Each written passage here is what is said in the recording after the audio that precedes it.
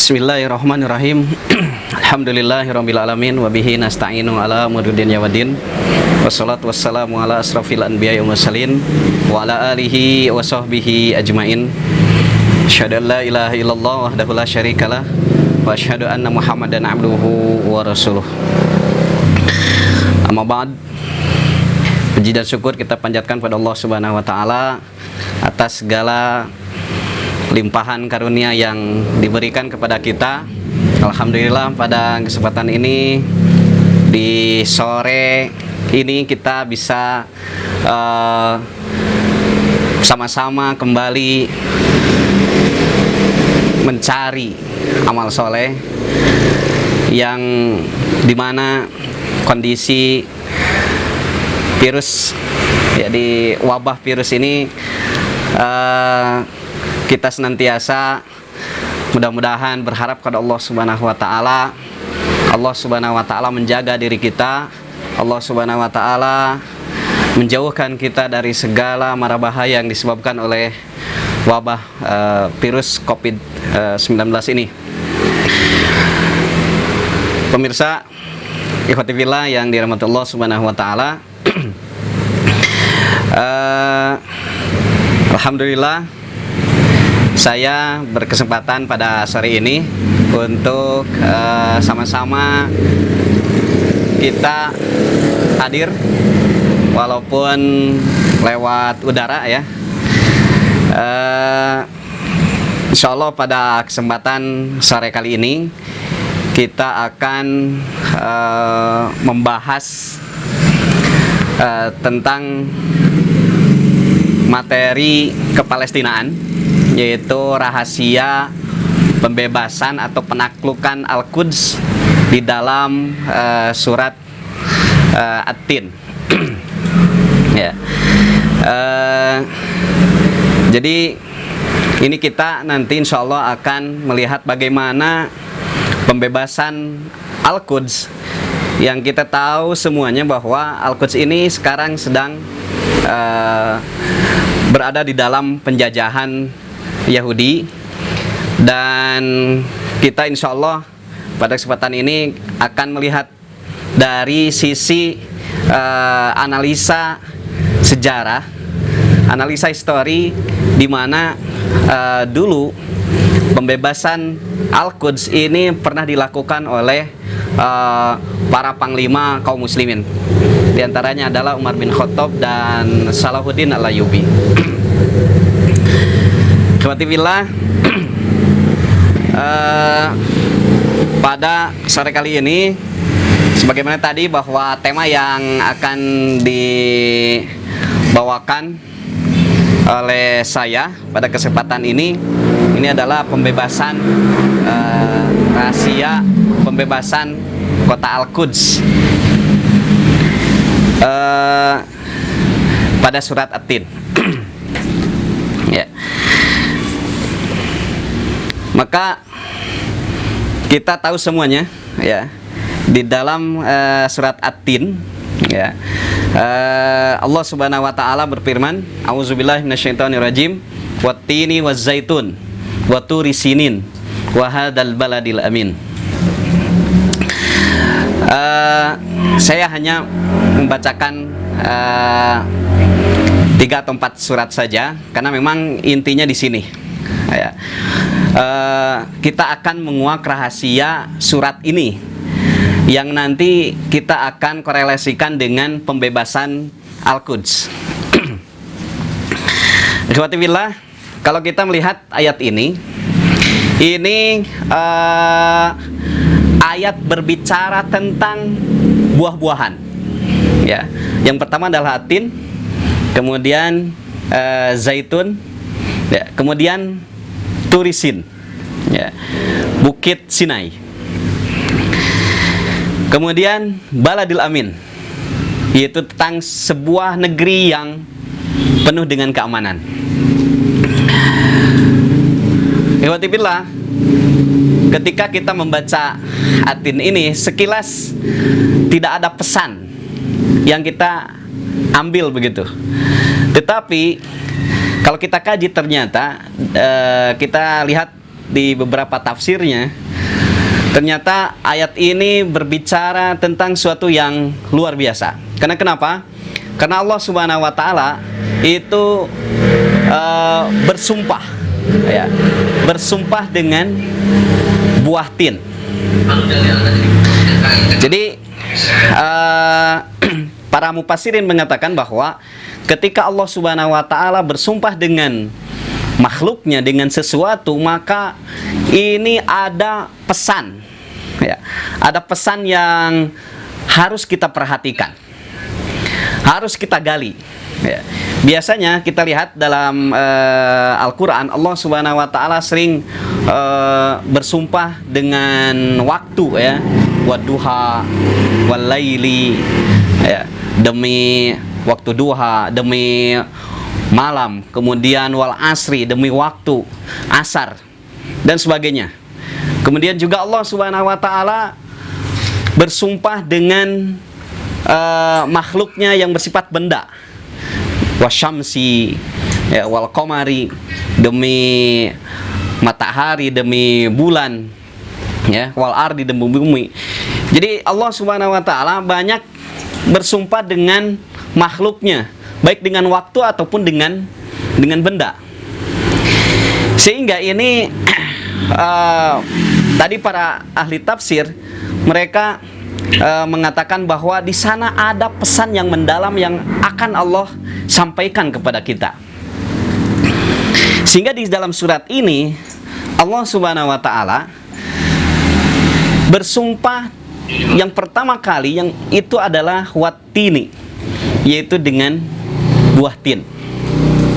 Ya. Kemudian yang kedua adalah wazaitun, demi buah zaitun. Kemudian yang selanjutnya adalah waturisin, dengan sebuah bukit yang namanya Sinai. Wahadal baladil amin, kemudian Allah bersumpah dengan negeri yang aman. Baik, kita langsung, ya, lihat di dalam ayat pertama Allah Subhanahu wa taala mengatakan dengan tin, ya, yaitu buah tin, ya. Ketika kita merujuk kepada beberapa tafsir para ulama maka kita akan dapatkan beberapa tafsiran tentang tin dan zaitun, ya. Kalau turisin ini sudah jelas, ini adalah bukit Sinai, ya. Tetapi tentang tin dan zaitun ini Allah Subhanahu wa taala ingin menyampaikan kenapa harus tin dan zaitun, ya. Kenapa dengan buah? Ada apa buah ini? Dengan buah ini, dengan tin dan zaitun ini. Sehingga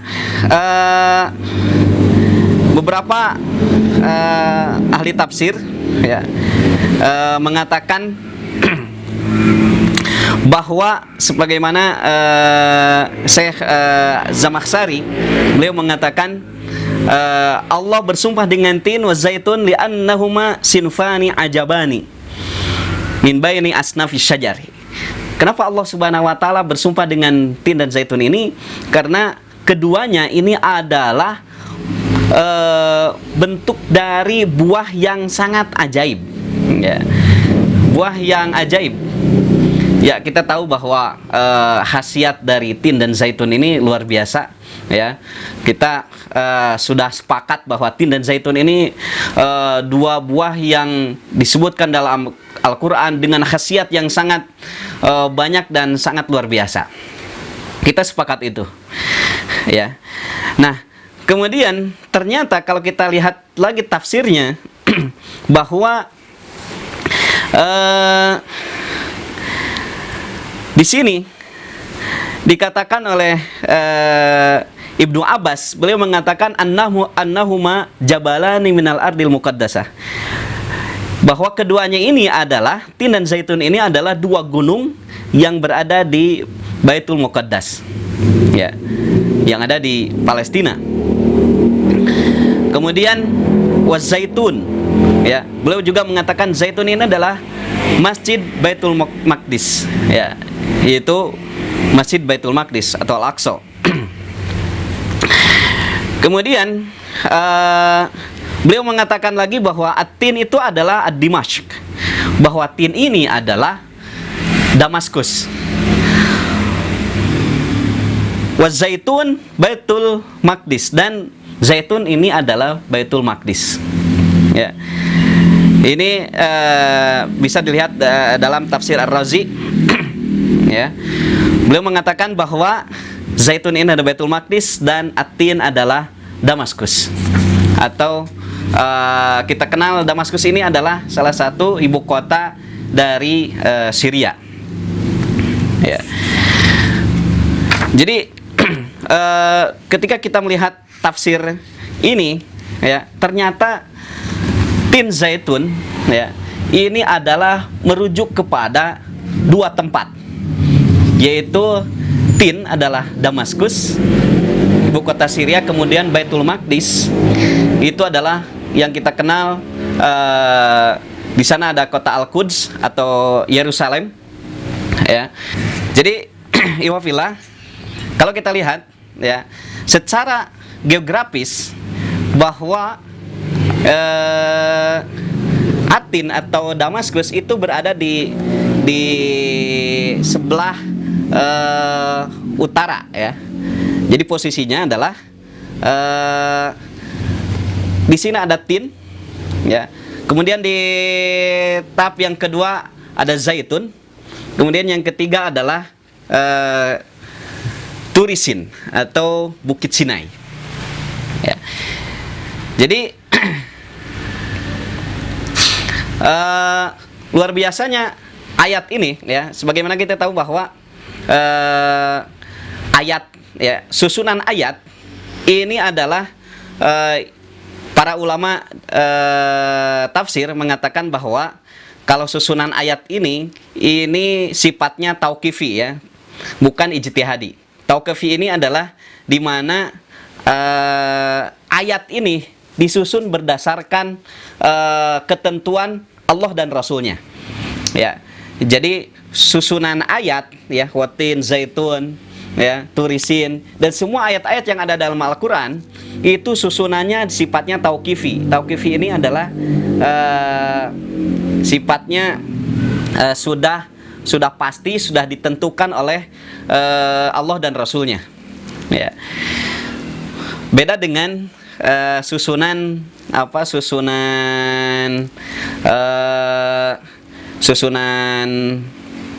surat, ya. Kalau susunan surat ini sifatnya ijtihadi. Ijtihadi ini adalah ijtihadnya para ulama, begitu, ya. Jadi susunan surat dari Al-Fatihah sampai An-Nas itu sifatnya ijtihadi, ya. Kalau susunan ayat ini tauqifi, ini Allah dan Rasulnya yang telah menentukan. Artinya apa? Artinya bahwa di sini susunan ini tidak main-main, begitu, ya. Susunan At-Tin, Zaitun, wa Turisin ini adalah sunan yang sudah dibuat oleh Allah Subhanahu wa taala dan Rasulnya, dan ini ada pesan yang besar, ya. Kalau kita lihat di petanya, ya, Atin ini Damaskus tadi itu berada di sebelah utara. Kemudian di tengahnya ada Zaitun atau Baitul Maqdis atau Al-Quds. Kemudian di sebelah bawahnya lagi, sebelah selatannya itu adalah Turisin, ya. Itu silahkan dilihat, ya. Bahwa ketika Allah mengatakan Tin, Zaitun, dan Turisin, ini adalah susunannya sudah pasti, ya, sudah dari sananya, begitu. Kemudian urusannya dengan pembebasan Baitul Maqdis, ya, ini juga ternyata yang dipahami oleh para pembebas Al-Quds itu sendiri, ya. Kita akan berbicara Umar bin Khattab dan Salahuddin Al-Ayyubi, ya. Ikhwafillah, dulu, ya, ini kan sebelum ditaklukkannya Baitul Maqdis ya di zaman Umar bin Khattab ya. Dulu itu pada zaman Abu Bakar, beliau itu kan mengutus ekspedisi para pasukan kaum muslimin ya. Itu di sana diutus ada Abu Ubaidah Ibnu Jarrah, kemudian Amr bin As ya, kemudian Khalid bin Walid.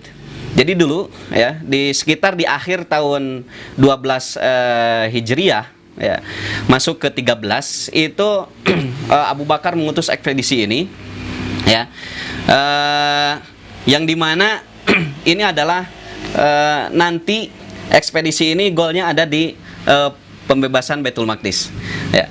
Dan pintu yang pertama kali didobrak itu adalah di pertempuran Yarmuk ya.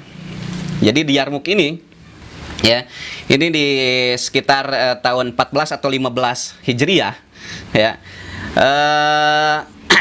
Setelah menang di Yarmuk ya, kemudian kepemimpinan atau kekhilafahan itu diganti ya dari Abu Bakar ke Umar. Kemudian Umar mengutus Amr bin As, itu beliau tetap berada di selatan bumi Syam ya. Yang ini dekat dengan Sinai ya.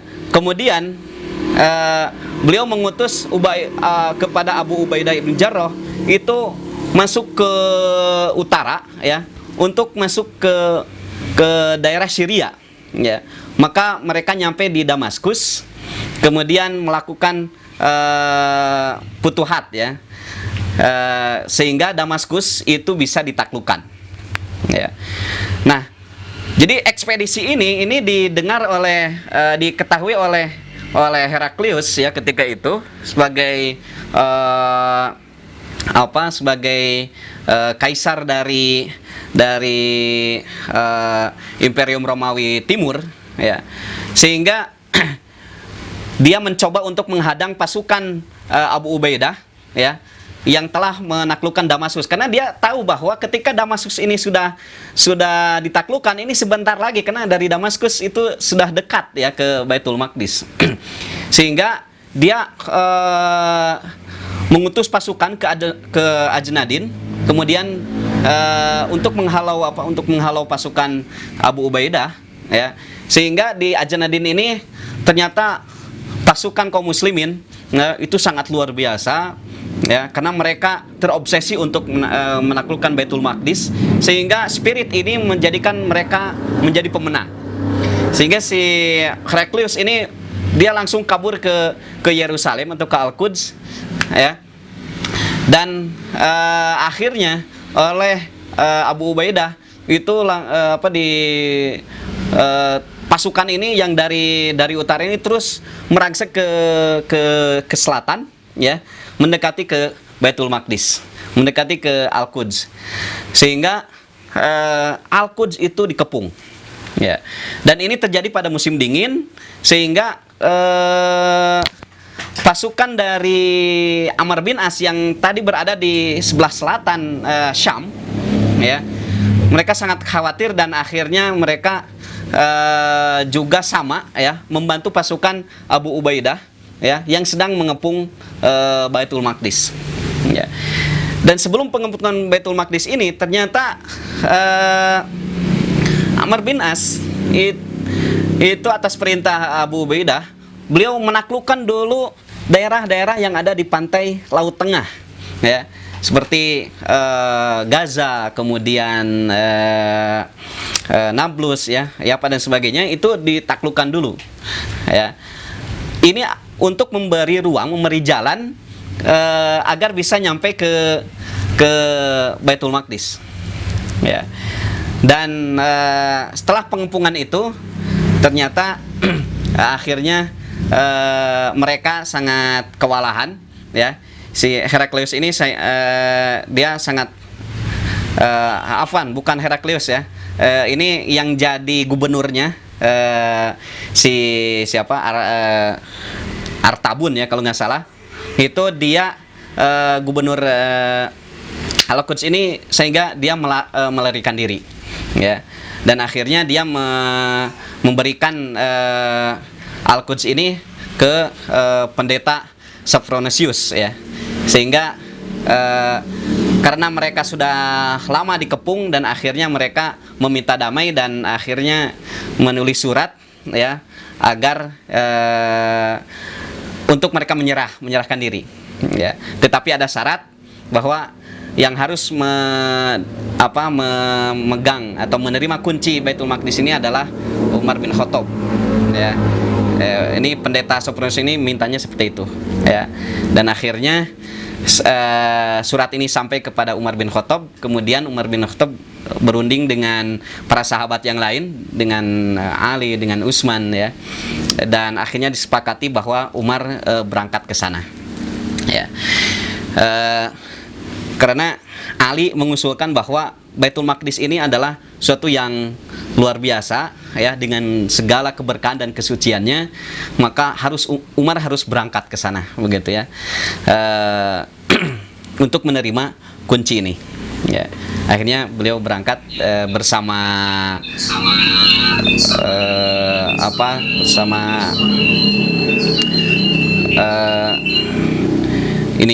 bersama pembantunya menuju ke sana, ya. Dan akhirnya diterimalah kunci Baitul Maqdis ini, dan akhirnya Al-Quds, kota Al-Quds ini dikuasai oleh kaum muslimin. Ini zaman Umar bin Khattab, ya. Kemudian kita lihat juga di zaman Salahuddin Al-Ayyubi, ya. Di zaman Salahuddin Al-Ayyubi, ya,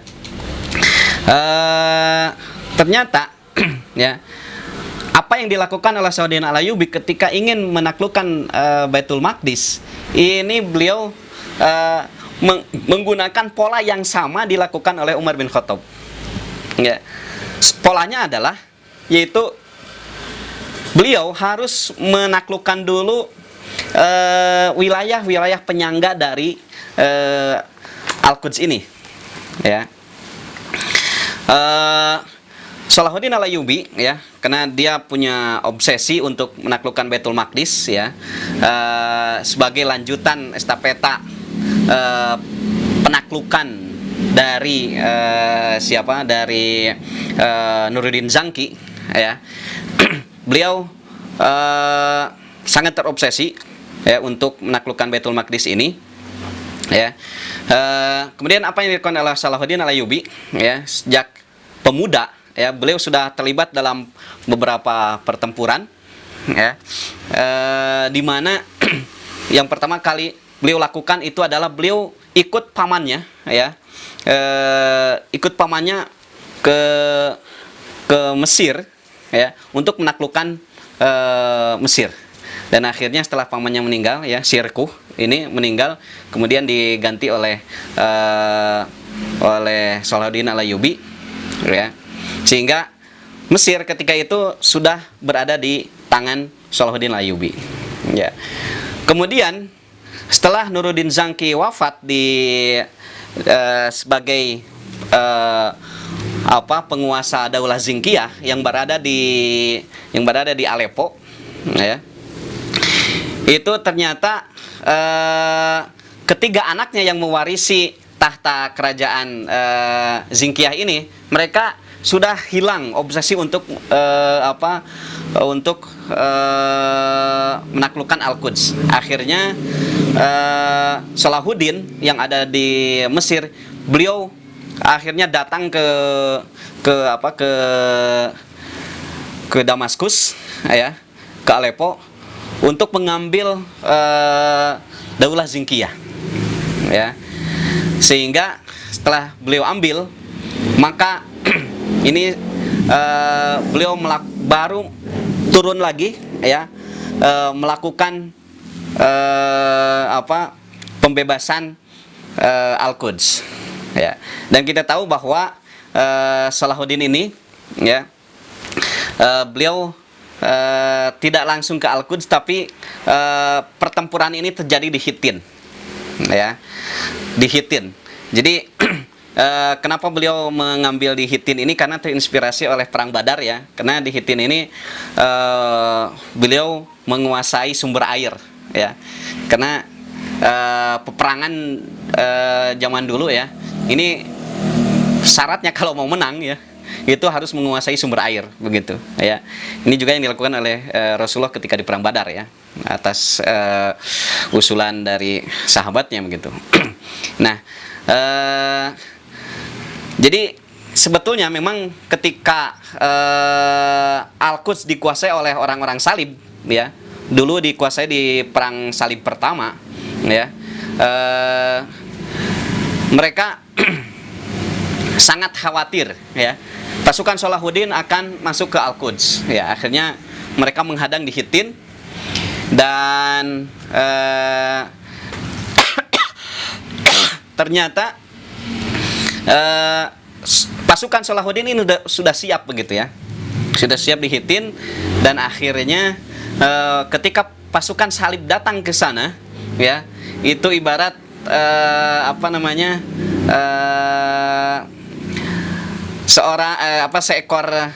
seekor kucing ya, itu dia nyamperin si harimau begitu ya.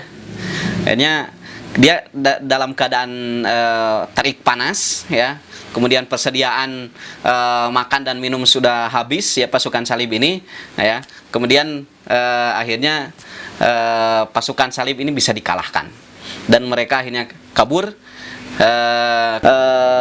Mesir ya, atau dalam Quran disebut Turisin ya.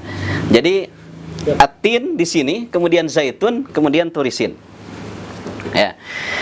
Ini artinya adalah pola yang dilakukan oleh mereka, oleh Umar bin Khattab dan Salahuddin Al-Ayyubi. Ternyata mereka harus menaklukkan dulu daerah-daerah sebagai penyangga ya, sehingga ini akan memudahkan ya, secara geopolitik akan memudahkan penaklukan itu sendiri begitu ya. Jadi kalau ingin menguasai suatu daerah, menguasai suatu wilayah, maka wilayah penyangganya harus kena dulu, harus ditaklukkan dulu begitu ya. Makanya ini dalam sistem perangan modern juga sama begitu ya. Ini sangat penting membaca geopolitik, yang dimana ini akan memudahkan nanti urusan menguasai sebuah daerah atau bahkan sebuah negara begitu ya. Makanya kita menjadi paham kenapa Amerika ini banyak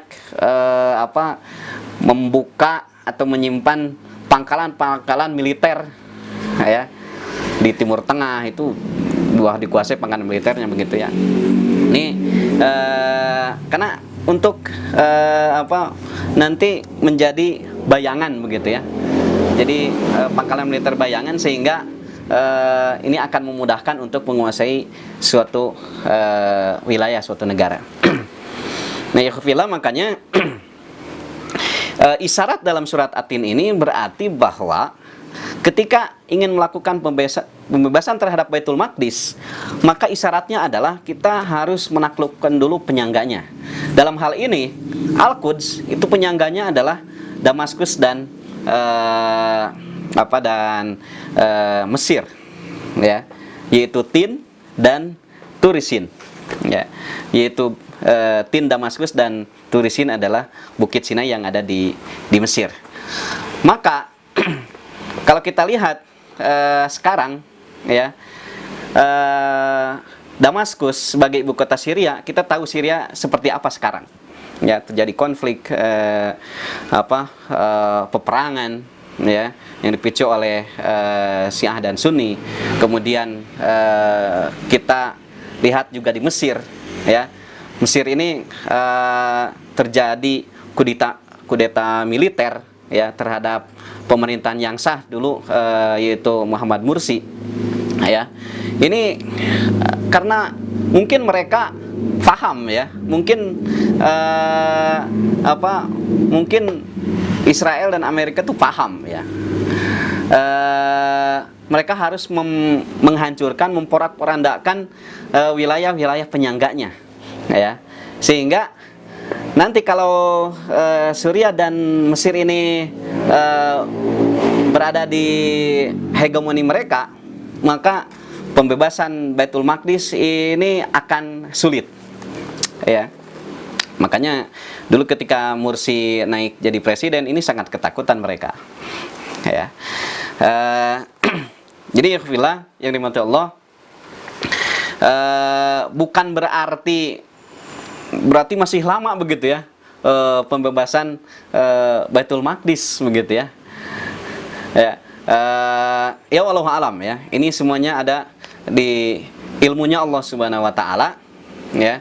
Yang jelas kalau kita melihat kondisi sekarang, ya, daerah-daerah penyangga Baitul Maqdis ini masih porak-poranda yang belum dikuasai oleh kaum muslimin, maka pembebasan Baitul Maqdis ini juga mungkin masih lama begitu ya. Ya wallahu alam.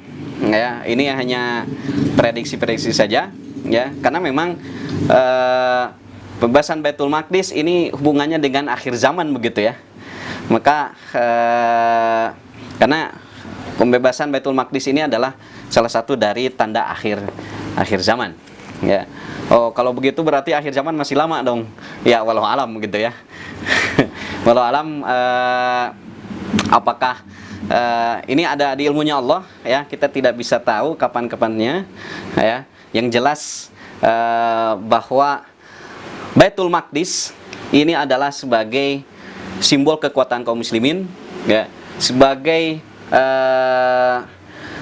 indikator kekuatan kaum muslimin, ya, di mana Al-Quds masih dikuasai oleh bangsa lain, maka ini menunjukkan bahwa kaum muslimin masih lemah, ya.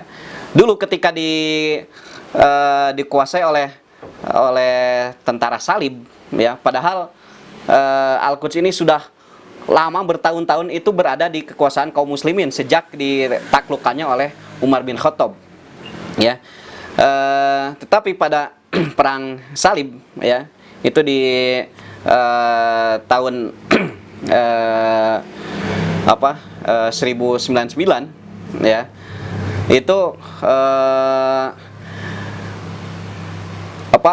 Al-Quds ini berada bisa ditaklukkan oleh mereka, ya, oleh pasukan salib ini, ya, karena ternyata dulu Daulah Abbasiyah, ya, sebagai daulah yang sangat besar ketika itu sudah lemah, ya, sudah masuk fase Abbasiyah ini sudah masuk fase ketiga, fase yang mau runtuh begitu ya. Ini sudah lemah, sudah di mana-mana perpecahan begitu ya.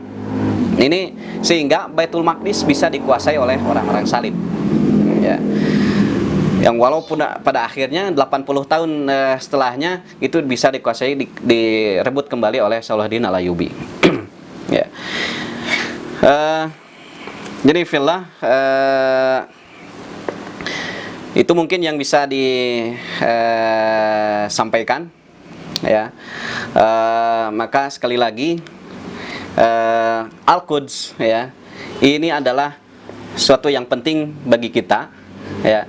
Al-Quds ini adalah sebuah kota bersejarah bagi kita, ya, kota suci bagi kita, ya, tempat Isra Mi'raj Rasulullah SAW. Bahkan nanti ini adalah Ardul Qiyamah, ya. Maka ini sangat penting bagi kita, ya. Dan mungkin juga bagi mereka juga, bangsa lain, ini sangat penting, ya. Sangat penting Al-Quds ini, sehingga mereka terobsesi untuk menguasai ini, ya. Dan memang dari dulu Al-Quds ini menjadi perebutan imperium besar, ya. Romawi, Persia, Babilonia itu pernah menguasai Al-Quds. Sehingga memang ini adalah yang tanah ini, ya, ini adalah tanah yang sangat penting sekali. Sehingga kalau ada ada salah seorang dari ulama kita bahwa Al-Quds ini, kota Al-Quds ini adalah merupakan kota politik umat Islam. Ya. Kalau Mekah dan Madinah itu adalah kota religi bagi umat Islam, tetapi Al-Quds ini adalah kota politik bagi kaum muslimin. Maka jangan sampai Al-Quds ini tidak kembali lagi kepada kita. Ya, jangan sampai Al-Quds ini terus dikuasai oleh orang-orang Israel. Ya. Dan kita yakin dengan janji Allah Subhanahu wa taala bahwa Al-Quds ini akan kembali kepada kita insyaallah. Ya. Yang penting kita mau berusaha, kita mau berjuang, kita mau jihad untuk membebaskan Masjidil Aqsa, dan insyaallah pada akhirnya kita bisa berkunjung ke sana dan kita bisa sholat di sana dengan dalam keadaan Al-Aqsa sudah terbebas dari penjajah kaum Yahudi. Itu yang bisa disampaikan. Barakallahu fikum, mohon maaf dari segala kekurangan ya. Sekian dari saya. Nanti insya Allah kita lanjutkan di sesi tanya jawab. Assalamualaikum warahmatullahi wabarakatuh.